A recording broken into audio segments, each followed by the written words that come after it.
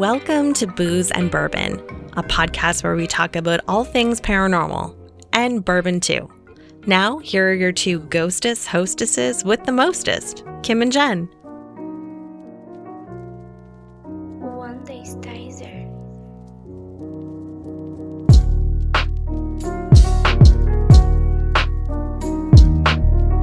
Welcome back to another episode of Booze and Bourbon. Of course, I am Kim, and over there is my lovely pal, Jen. Hey, Jen. What a nice welcome. Well, hello. Hi, how are you? I'm not bad. A little sleep deprived, but as are you, I'm sure. So we're just getting through. Yes, and we're thinking happy thoughts. We just need to, decompress after some investigating, but it's been really fun. Yeah, happy, positive thoughts. White light, glowing white light, and Yes. sage and crystals. The good thing is I've realized now I do have a lot of white candles in my home, which works out for the best. So I had a lot of those going. Good. Excellent. I'm so glad to hear it. Your host needs it. Yes. All the positive energy I can possibly get. So, Jen, since we need to get into some happy thoughts, good times, what better than to pop a bottle of whiskey? Right? Totally. Let me get right on that. Okay, what do we have today? One of my favorites, Michter's Small Batch. I love Michter Small Batch. It's the American unblended whiskey. Yes. And it is so delicious. It's like what you'd want breakfast cereal to be like. So why it can't actually be called a bourbon is because it is matured in barrels which previously had bourbon. And if you know how bourbon is classified as bourbon, one of the main characteristics is that it has to be aged in brand new charred oak barrels. So these are used barrels. Right. So because of that, you get a lot of still bourbon characteristics, which I love. So Jen, without further ado, I'm going to let you get that popped. Oh, there was a lot of bass in that. I can't see the bottle from where I am, but it sounds like it's low. It's pretty low. I'm not going to lie. It is one of my go-tos. And the whole breakfast cereal part, it's funny because one of my favorite cereals that's currently downstairs is Corn Pops, which is basically what this is like a sweet corn. So yeah, I wonder if instead of using corn as the grain, they actually use the Corn Pop cereal. it's possible. Just took a sip. I mean, I'm very familiar with it, but it is, again, one of my favorites because it's so smooth and creamy. A lot of caramel, vanilla, some sweet spice. But it has a very, I don't know, with the bourbon pocket, it's very warm, but it's not sharp. It's very creamy, on the way down. It's almost like not a Werther's Original, but something like that. Very soft. I agree. I love it. I'm glad you love it too. Cheers to that. Okay. Well, I'm glad that we have the warm and fuzzies and the positive vibes because after today's stories, you might not feel so warm and fuzzy inside. Right. Yeah. So today's topic is all about an basically abandoned house that had a super grisly murder in it. And I think that we need to do our favorite little game, Would You Rather, kind of based around abandoned houses. How do you feel about that? I feel pretty good about it. Okay. Are you ready to play a little game? Would you rather? Would you rather know that the abandoned house that you bought for a really great price had a bad murder in it that people wrote horror movies about? Or would you rather not know, and then after about a month of living there, the ghosts will tell you the story as to what happened in the home? Interesting enough, the house I almost purchased before this one had a murder in it, and that's why it was cheap.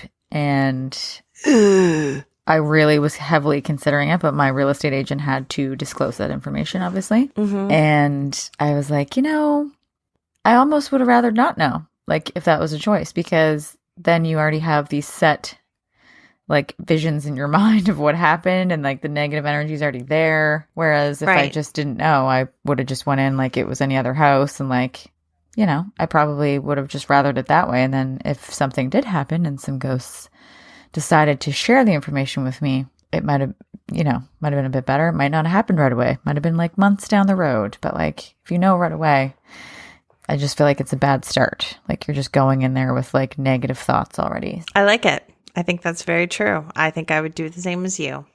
Okay. Would you rather be trapped in an abandoned house in the woods? There is no story of anything actually happening. It's just a very creepy old home with everything left the way that it was, as if somebody literally was sitting down to a meal and then disappeared. Okay. But you were trapped in there until someone comes and finds you, so you can't leave. Okay. Or okay. Be in a abandoned home by free will that had 16 people murdered in it. But you have to at least spend 2 hours there at night by yourself. 2 hours at night knowing that 16 people were murdered, or a creepy cabin in the woods that I don't know a story, but I have to stay there until somebody comes and gets me. Yes. Both are versions of hell. I do like the idea of the 2 hour window. Mm-hmm. I feel like if I'm in a cabin in the woods, I probably won't have access to a phone or internet. So right, might be a while. That's awful, but I'm gonna do it. I'm gonna do the 2 hours. I'm gonna get in, get out. Okay. I think that's probably a good choice because you don't really know how long you're going to be in the other one, and come to find out, I mean, there could have been something bad that happened, so you might be stuck there for a really long time. So, yeah, 2 hours. Yeah, there you go. Okay. All right. So my main descriptor for this whole episode, I just want to toy with your mind a little bit. Mm-hmm. What happens when a family who buys a quote unquote tainted home and never moves in, and then those parents, they die, and then they leave the house to their child, but he never moves in? You have to wonder why, right? Is it haunted? Can you still see the crime scene, essentially? So there's someone who we follow on social media, Jen, and her Instagram name is Cody Loves Horror. Yes. And she recently made a post about this house in particular that we're going to talk about. And in one room, you could still see the blood spatter on the subfloor of the home. So that's great. I just thought, we really need to get into the nitty gritty of this story. You sent me some fantastic stories about abandoned homes, and I read them all, but this one totally gripped me. So we're just doing a whole episode on this house. And the house is called the Los Feliz Murder House. And we're going to get into a whole lot of crazy things, including the crime that happened and then the paranormal side of it just after the break. So please stay tuned.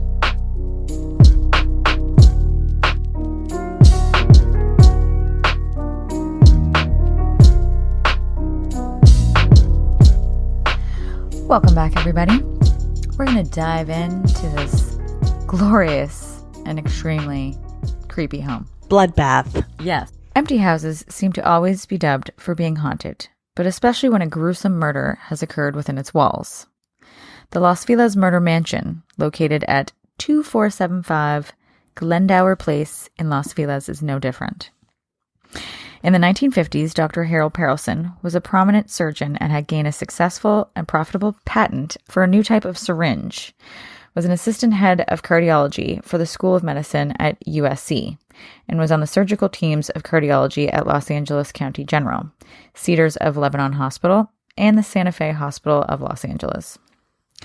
Dr. Perelson's life, by all accounts, was a storybook life of wealth, fame, unmitigated success, except at the very end of his life. He literally erased all of the good that he had done in his life. His name that he worked so hard to create for himself was all of a sudden very tarnished, just like the walls of his home, which was left abandoned for over 50 years. So why then would Perelson decide to kill his family and himself? We find out later that he was upset that his wife wanted to have him committed to a hospital after it was determined he was overusing a cocktail of drugs in a failed suicide attempt. On the night of December 6, 1959, Harold came home from work, greeted his wife and kids, fixed himself a drink, and casually watched his wife wrap Christmas presents while she waited for dinner to be ready. Even though they were Jewish, the Perelsons had begun celebrating the holiday with their friends and coworkers and enjoyed the sense of community it imparted on their family. His wife, named Lillian, was a wonderful mother and a homemaker and called the family together for dinner at the table, where they sat eating and talking about their week at work and school. Their 18-year-old daughter, Judye, talked about her friends and the boys that she liked, and the whole scene was right out of a Rockwell painting. After dinner, the family stayed up to watch a bit of television, and then Lillian and Harold tucked in their 11-year-old daughter, Debbie, and their 13-year-old son, Joseph, into bed. Judye went to her room to work on some homework while her mother went to the master bedroom to read. Harold remained downstairs until he knew his wife was asleep, and then went upstairs to read his copy of Dante's Divine Comedy until he himself fell asleep, right after marking a passage he found personally compelling. Sometime around 5 a.m., Dr. Perelson awoke, placed the book he had been reading on the nightstand, and went down to the kitchen where he kept a small tool chest. He retrieved a ball peen hammer and casually walked to his bedroom where he approached the bed where his wife was sleeping soundly. He stood gazing down at her for about a minute and then raised the hammer. And in one swift motion, he brought the hammer crashing down on Lillian's head, and then again and again and again until it was a bloody mess. Perelson then left the room and walked into his daughter Judye's room and began to attack her with the hammer. Judye had already been awakened by the sound of her mother being murdered, and this is most likely what saved her life. As the hammer came down towards her skull, she just managed to get her arm up, which softened the initial blow. The weapon still did connect with her head, however, and the force of the hit disoriented her as she tried to get up and away from her rampaging father. As Judye saw the first swing of the hammer, she let out a blood-curdling scream. Ugh. This not only woke up the neighbors nearby, but her sleeping siblings as well. Perelson heard his youngest daughter emerging from her bedroom and, thinking his oldest was incapacitated, casually left Judye's room to see to his youngest child. Perelson walked Debbie back to her room and told her, "Go back to bed, baby. This is just a nightmare." He then proceeded back to Judye's bedroom. Yeah, he's God. While Dr. Perelson had been busy with his other daughter, Judye had regained some of her senses and had fled the house. She made her way to the neighbors, who, already awakened from her screams, quickly came to the door. The neighbor, seeing the blood streaming from the young girl's head, immediately notified police, who called for an ambulance and sent patrol cars to the scene. Meanwhile, Debbie, who had not believed her father that she had been dreaming, gathered up her brother, and they too fled from the house before Perelson could use the ball-pen hammer on them as well. The doctor, knowing full well that the police must be on their way to his house, went back upstairs, got a bottle of pills from the medicine cabinet, sat down on the bed, and took all of the pills in a single gulp. When the police arrived at the house, they first went to speak with the neighbors and the children to make sure they were okay. Judye was immediately sent by ambulance to the hospital with a fracture to the skull and severe bruising. Judye would survive with no lingering physical injuries. This is crazy because this poor girl was just attacked and was basically a walking, nearly murdered victim of her father. And then while she's at the hospital, she has no parents. Yeah, that's awful. Terrible, really. As the officers approached the door, another neighbor informed them that he had been knocking but had gotten no response from anyone inside. They carefully entered the home and called out to Perelson. His wife Lillian was in the bed, her head fractured so badly that she was unrecognizable. Blood was spattered all over the wall behind her, and the bed linens were soaked with her blood. On the nightstand, next to Harold's side of the bed, the book by Dante that he had been reading was still open to Canto 1. It read, "Midway upon the journey of our life, I found myself within a forest, dark. From the straightforward pathway had been lost." That's really dark. Yeah, no, I agree. That's, it's like, oh my gosh, this is how I feel. This is inspiring me. Let's just go even darker into my life, into this dark forest. It's gross. But like, wow, you killed your wife and then tried to kill your children. But yeah, okay. Yeah. So, obviously this story literally shocked all of the neighbors because they really thought that the Perelsons were a loving family and they showed no outward signs of strife. But when the police made a routine search of Judye's car, they found a letter that she had written to her aunt that said, "We are on the merry-go-round again. Same problems, same worries, only tenfold. My parents are in a bind financially." The letter went on to say how she'd be looking for a job to be able to help the family through this crisis. God, that's tough. She was like 16. Like, that's crazy. I know. After the story died down a bit and the press no longer deemed the events of that night newsworthy, the mansion was sold at auction, with the proceeds going to settle the estate's debts and the remainder going to the children. The couple who purchased the home were Julian and Emily Enriquez, and they only visited the home on rare occasions and used it for storing items that they didn't want in their full-time home. In effect, they bought the mansion to be used as a storage shed. Over the years, they would visit the house to either bring something new into the storage site or to remove an item. When Julian and Emily died in 1994, the ownership of the mansion passed to their son, Rudy. Most of the neighbors expected the house to be finally renovated and either sold to a new family or rented out, or they figured Rudy would move in himself. Unfortunately, none of those things happened, and Rudy continued to use the house as storage. The neighbors complained to the city that the home was being used as a squatter's hangout, and then slowly the house and property began to decline. No wonder. Can I just say that that's so odd that you would spend money on a large home to use for storage? Right. Like, what is the purpose of you owning it? Right, exactly.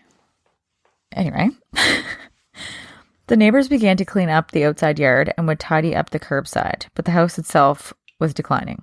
And even though Rudy had installed an alarm system to alert the police if anyone entered the house, the backyard was still being used as a homeless camp. Then came the ghost hunters, our favorite part. Yay! In 2009, the Los Angeles Times wrote a story about the house and the mystery surrounding it. The article mentioned the possibility of the mansion being haunted, even though the then owner, Rudy Enriquez himself, disputed it. One paranormal investigator in particular said that after his investigation, he swore that he felt the presence of extreme evil permeating the very walls of the home. Orbs are one of those things that you can usually science them out.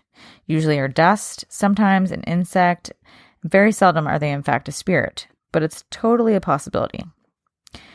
Sometimes it's just the flare of a camera lens, so really some of those finds can be dubious at best, but a startling amount have been photographed within the home through the windows.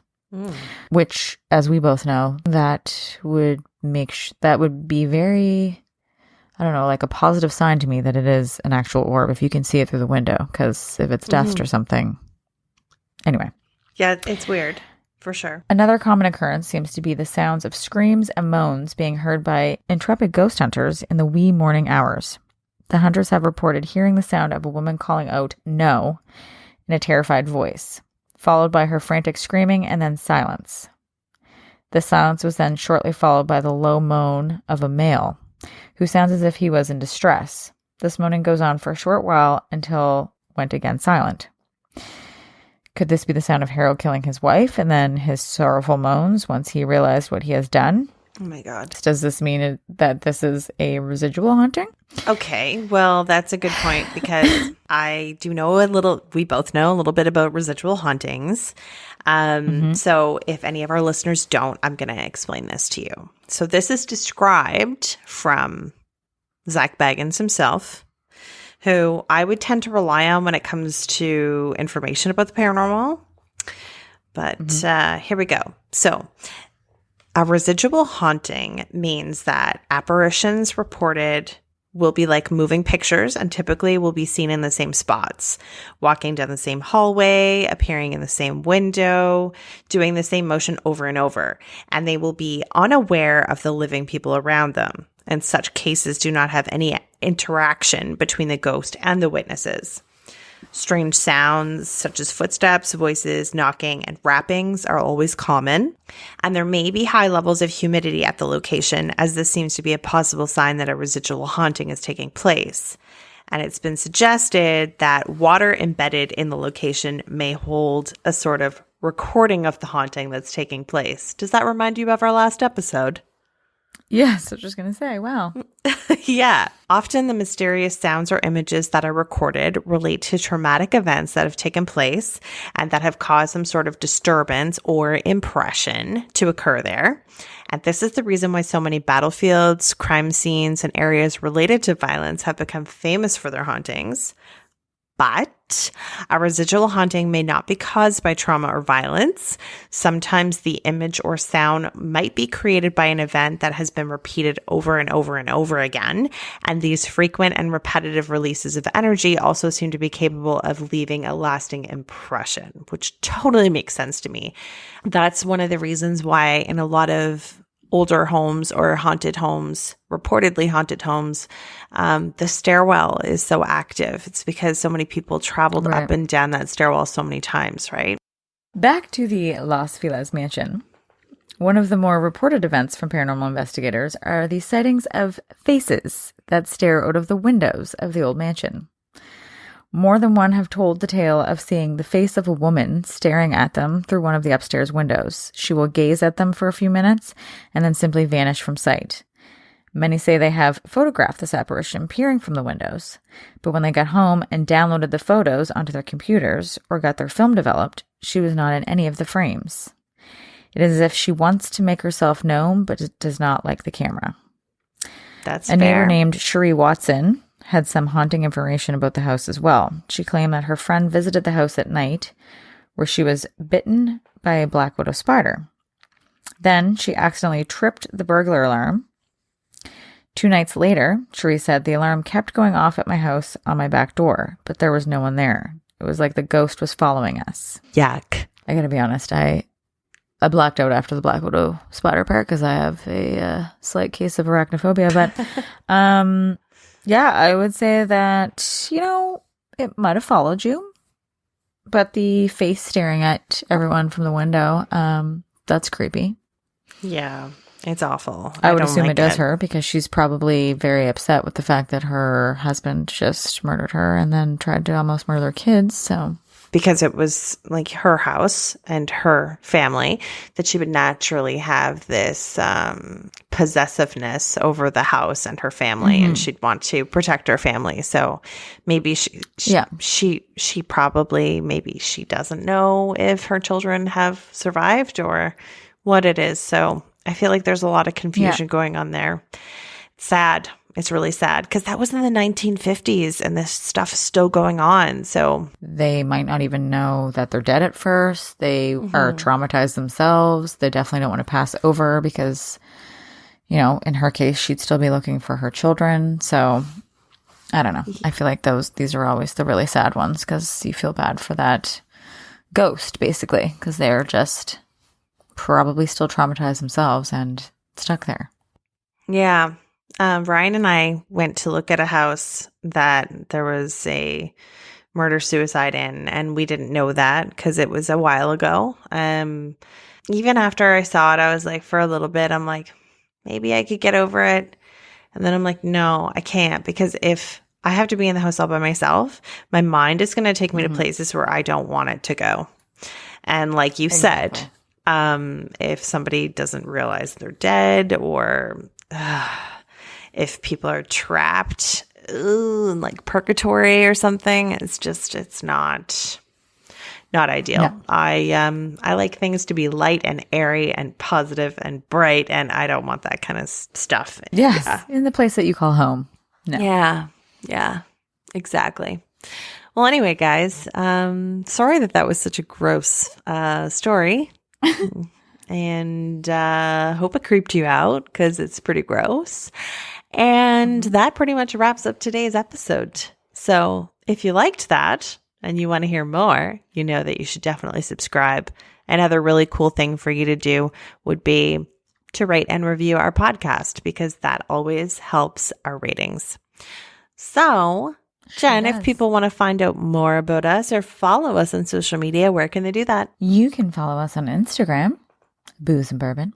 You can follow us on Facebook, Booze and Bourbon the podcast. We also have some videos, on the old YouTube as well.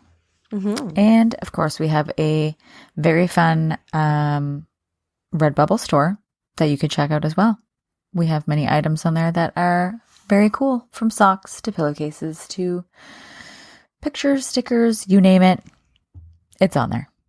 Yes, I love it. I love it. I love it. Well, thanks again, guys, for listening today, and we'll be back with a brand new episode next Friday.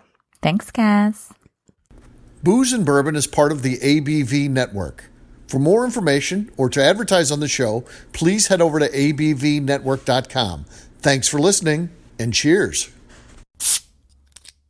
This has been a Steve Akeley production.